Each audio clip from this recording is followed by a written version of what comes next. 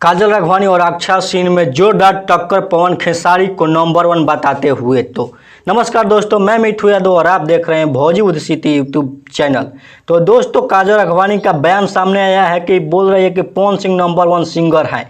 तो वहीं पे अक्षा सिंह का जब बयान सामने आया हो तो पवन सिंह जो कि चमचे हैं, जो कि खेसारी लाल यादव के विरोधी है, वो बौखला गए हैं और खेसारी लाल यादव को और अक्षा सिंह को फेसबुक पेज पर जाकर कर रहे हैं ट्रोल और गालियां दे रहे हैं और सोशल मीडिया पर आकर अपना अपना ज्ञान दे रहे हैं।